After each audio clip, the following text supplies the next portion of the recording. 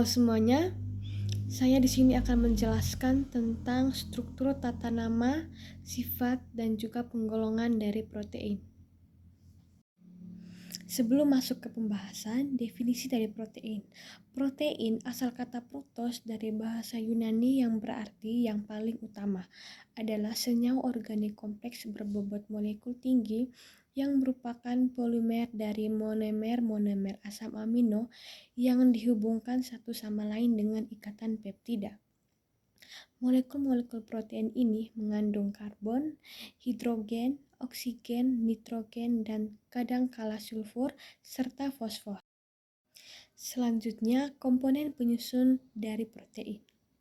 Yang pertama, asam amino. Asam amino adalah sembarang senyawa organik yang memiliki gugus fungsional karboksil atau min COOH dan amino yang biasanya disebut min NH2.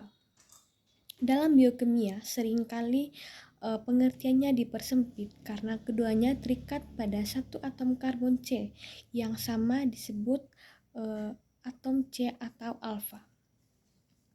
Yang kedua, peptida.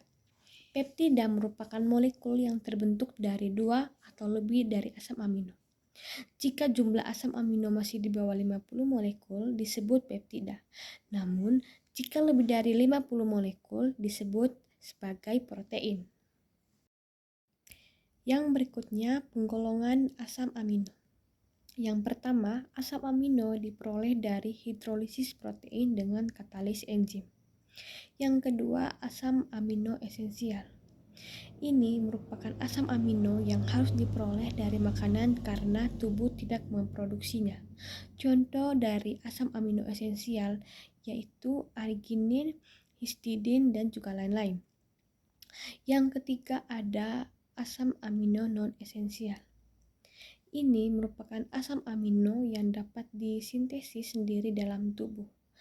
Contoh dari asam amino non-esensial yaitu glisin, alanin, dan lain-lain. Sifat dari asam amino. Yang pertama ada sifat amfoter. Ini merupakan sifat yang dapat bereaksi dengan asam maupun basa. Yang kedua, ion zwitter.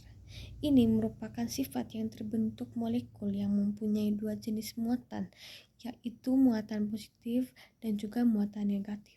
Seperti pada gambar, ini merupakan yang di bagian kiri merupakan sifat amfoter dan gambar yang di bagian kanan merupakan ion zwitter. Struktur dari protein. Terdapat 4 struktur. Yang pertama ada struktur primer. Struktur primer ini menunjukkan jumlah, jenis, dan urutan asam amino dalam suatu molekul protein. Yang kedua, struktur sekunder. Struktur sekunder menunjukkan banyak sifat suatu protein yang ditentukan sebagai suatu keseluruhan. Yang ketiga, struktur tersier. Struktur tersier ini menunjukkan keadaan kecenderungan polipeptida yang membentuk lipatan tali gabungan. Yang keempat, struktur kuartener. Struktur kuartener ini yang menunjukkan derajat persekutuan unit-unit dari protein. Yang berikutnya, tata nama protein. Protein ini terbentuk dari ikatan antara molekul asam amino atau disebut juga ikatan peptida. Dua molekul asam amino dapat berikatan atau berkondensasi dengan melepas molekul air. Gambar tersebut merupakan contoh dua molekul asam amino yang berikatan dengan melepas molekul air. Berikutnya penggolongan dari protein. Berdasarkan bentuknya, yang pertama ada protein fiber.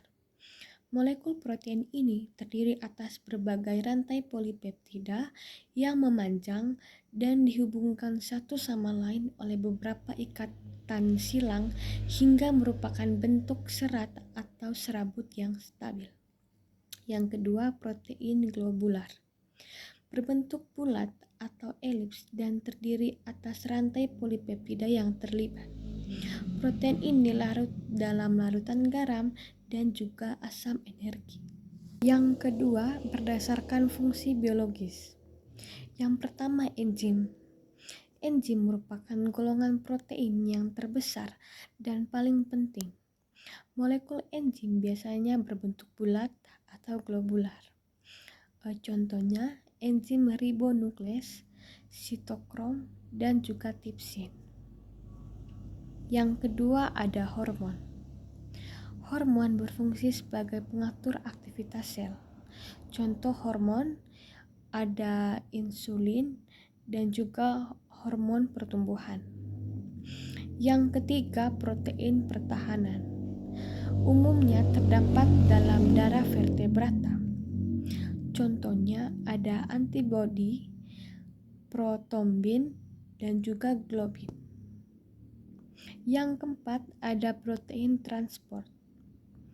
Ini mempunyai kemampuan mengikat molekul tertentu dan melakukan pengangkutan berbagai macam zat melalui aliran darah. Contohnya hemosianin, lipoprotein, dan juga hemoglobin. Yang kelima ada protein nutrien. Ini berfungsi sebagai cadangan makanan, disimpan untuk berbagai proses metabolisme dalam tubuh. Contohnya ovalbumin dan juga zein. Baik teman-teman, sekian saja presentasi dari saya. Terima kasih.